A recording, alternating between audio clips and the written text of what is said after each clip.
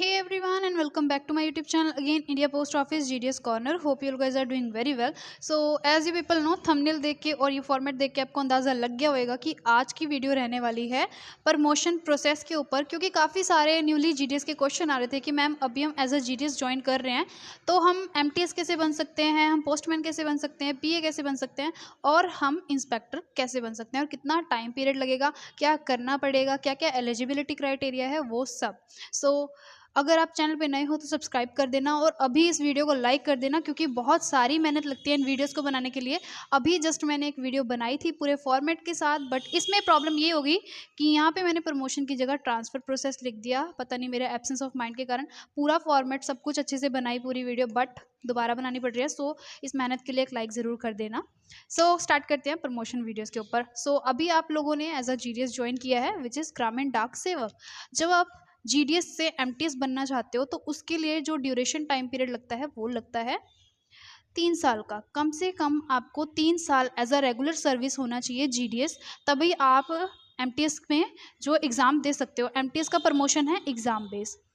जब आपको 3 साल एज अ GDS हो जाएंगे पूरे सर्विस करते हुए तो आप एग्ज़ाम दे सकते हो, एलिजिबल हो जाते हो एग्ज़ाम के लिए। एग्ज़ाम देने के बाद अगर आप वो एग्ज़ाम क्रैक कर देते हो तब आप बन जाते हो मल्टीटास्किंग स्टाफ, जो कि MTS है। MTS के बाद जो पोस्टमैन है, फॉर एग्ज़ाम्पल आपको MTS के बाद आपको एज अ पोस्टमैन करना है। उसके लिए आपको यहाँ पे चाहिए 2 साल। MTS के 2 साल रेगुलर सर्विस होनी चाहिए तो आप एलिजिबल हो जाते हो। अगेन फिर आप एक एग्ज़ाम देके, डिपार्टमेंटल एग्ज़ाम होता है, तो आप एक पोस्टमैन बन जाओगे।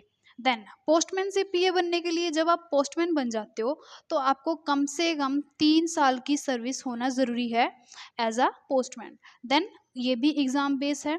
देन आपको डिपार्टमेंटल एग्ज़ाम देके आप एक PA बन जाओगे। पोस्टमैन से PA का 3 साल का ड्यूरेशन। और अगर आप PA से इंस्पेक्टर बनना चाहते हो तो यहाँ पे आपका जो ड्यूरेशन टाइम पीरियड है सर्विस का वो लगेगा 8 साल का, और ये भी एग्ज़ाम बेस्ड प्रमोशन है। यहाँ पे हमने बात कर ली, अगर आप GDS टू MTS करते हो तो आपका ड्यूरेशन टाइम पीरियड 3 साल का रहेगा। अगर आप GDS टू MTS नहीं बनना चाहते हो, सीधा पोस्टमैन बनना चाहते हो, 3 से 2 सीधा 5 हो जाएगा। इसको मैं सिंपली आपके फॉर्मेट से बताती हूँ।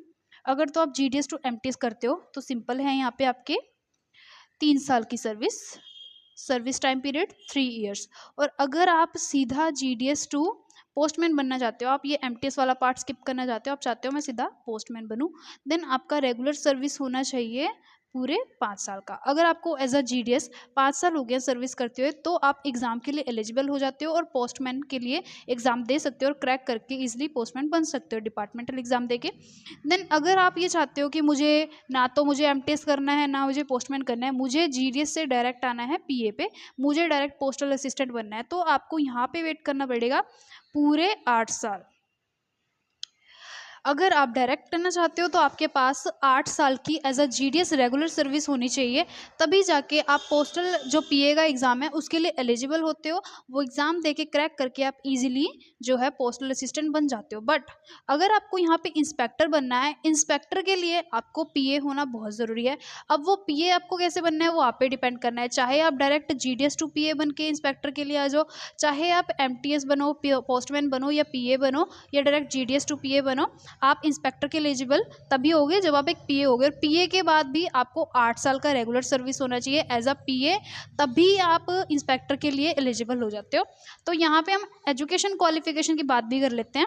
जैसे कि आपको पता है जो हमारा ग्रामीण डाक सेवक है, जो हमारा GDS है, वो हमारा 10th बेस है। आप 10th करके आए हो, आपने अपना फॉर्म फिल करा है, आप शॉर्ट लिस्ट आ चुके हो, आप सिलेक्ट हो चुके हो, दैट्स इट। देन MTS का जब आप करने जाओगे, MTS में एग्जाम बेस रहता है। 10th आपके पास क्वालिफिकेशन होनी चाहिए। GDS है, डायरेक्ट डिपार्टमेंटल एग्जाम दिए, डायरेक्ट आप MTS बन गए।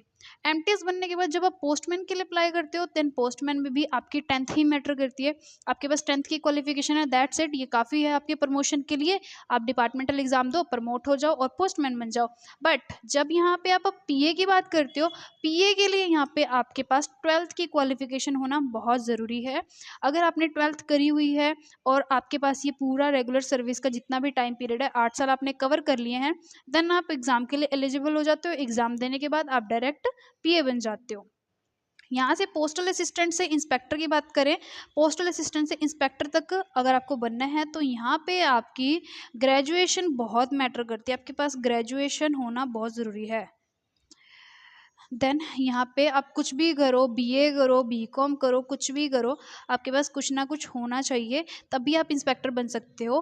पीए तक आप +2 के साथ सर्वाइव कर सकते हो, बट उसके आगे आपके पास किसी ना किसी चीज़ की डिग्री, ग्रेजुएशन होना ज़रूरी है, तभी आप एक इंस्पेक्टर बन सकते हो।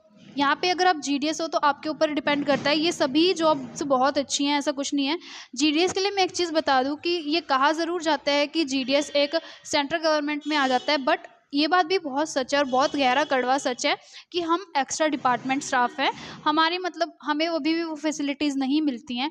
जब आप एमटीएस बन जाते हो तो आप एक पूरी तरीके से सेंट्रल गवर्नमेंट एम्प्लॉय बन जाते हो, जिसको पूरी फैसिलिटी दी जाती हैं एक सेंट्रल गवर्नमेंट एम्प्लॉय की। जैसे कि मैटरनिटी लीव होगी, आपको टाइम पे मिल जाती है, और हमें जो जीडीएस की जो लीव्स होती हैं वो 10-10 प्रोवाइड की जाती है। 10 हमारी होती हैं जैन से लेके जून तक, 10 हमारी होती हैं जुलाई से लेके दिसंबर तक। अगर हम ये 10 छुट्टियां नहीं लेते हैं तो हमारी ये वेस्ट हो जाती है, ना तो हमें इनका पे मिलता है और ना ही ये हमारी ऐड होती हैं। बट ये जुलाई वाली भी सेम प्रोसेस है, ना ये ऐड होती हैं ना हमें इनका पे मिलता है। बट अगर आप एक एमटीएस बन जाते हो तो जितनी भी, फॉर एग्जांपल आपको 40 छुट्टियां मिलती हैं, अगर आपने 40 छुट्टियां नहीं करी हैं साल की, अगले साल भी नहीं करी हैं 40-40 करके, आप जिस भी साल लेते हो आप प्लस करके आपकी टोटल 300 होनी चाहिए। जब आपकी 300 छुट्टियां होगी आप एक साथ पूरी 300 छुट्टियां ले सकते हो। देन अगर ये 310 हो जाती है, 320 हो जाती है, इनकी कोई वैल्यू नहीं रह सकती। आप मैक्सिमम 300 छुट्टियां एक साथ ले सकते हो, बस आपको अपनी सारी जो छुट्टियां हैं वो ऐड करवानी है। और काफ़ी सारे सेंट्रल गवर्नमेंट एम्प्लॉयज़ के जो बेनिफिट्स हैं वो एक मिलने लग जाते हैं, और आपका पूरा एक्चुअल में एक सेंट्रल गवर्नमेंट एम्प्लॉय की तरह नाम चल जाता है कि आप सच में सेंट्रल गवर्नमेंट एम्प्लॉय हो। अभी आप एक्स्ट्रा डिपार्टमेंट में हो, ये भी बहुत बड़ा सच है कि जो पूरा डिपार्टमेंट है वो जीडीएस के ऊपर ही है। बट फिर भी यही कहना चाहूँगी, क्योंकि आजकल का जो यूथ है, जो जनरेशन है, वो काफ़ी ज़्यादा एजुकेटेड है, अपनी एजुकेशन वेस्ट ना करो। GDS is a best platform, ये एक बहुत अच्छा प्लेटफॉर्म है आपको आगे बढ़ने का लाइफ में। अगर आप जीडीएस हो यहीं तक स्टक मत हो जाओ, यहीं तक मत रुको, आगे बहुत सारे लाइफ में ऑप्शंस है, बहुत सारे बेनिफिट्स हैं। जैसे कि यहाँ पे हमारी बेसिक पे रहती है 12,000 एज अ जीडीएस बीपीएम और 10,000 एज अ एबीपीएम, और वही हमारा डीए वगैरह लगा लगा के हमारी सैलरी हमारी अभी बन जाती है 18,000 तक। वहीं पे एमटीएस की जो बेसिक सैलरी रहती है वो 18,000 रहती है। बेसिक सैलरी आपकी 18 to 19 रहती है, टीए वगैरह लगा के। अभी रिसेंटली मेरी सिस्टर के जो सीनियर्स हैं वो हुई हैं प्रमोट, तो उनकी जो स्टार्टिंग सैलरी उन्होंने बोली है डीए वगैरह लगा के वो 29,000 है। आप सैलरी में फ़र्क देख सकते हो। अगर आपको डबल सैलरी मिल रही है और प्रॉपर एम्प्लॉय बन गए हो, उसके बाद पूरी फैसिलिटीज़ मिल रही है एम्प्लॉयज़ वाले, तो क्या प्रॉब्लम है? देन आपको सेंट्रल गवर्नमेंट में सैलरी भी जैसे जैसे आप प्रमोट होते रहोगे आपकी सैलरी भी इंक्रीज़ होती रहेगी। इसीलिए यहाँ पे स्टक मत हो, लाइफ में आगे बढ़ो। यहीं पे आज की वीडियो खत्म होती है। Hope this information is helpful for you.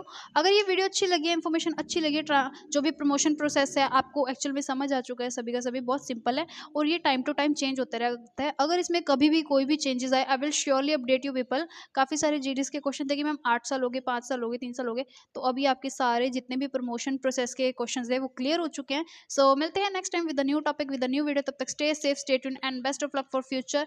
जितने भी नए हो सब्सक्राइब कर लो, और मिलते हैं नेक्स्ट टाइम ऐसे ही वीडियोस के लिए। कोई भी क्वेश्चन रह गया कमेंट सेक्शन में ड्रॉप आउट कर देना, I can make a video on that topic. इस वीडियो को ज़्यादा से ज़्यादा शेयर करना, क्योंकि काफ़ी सारे नए जीडीएस हैं जिनको प्रमोशन वीडियो चाहिए थी। डू शेयर इट, एंड मिलते हैं नेक्स्ट टाइम। तब तक के लिए bye bye, stay safe, stay tuned.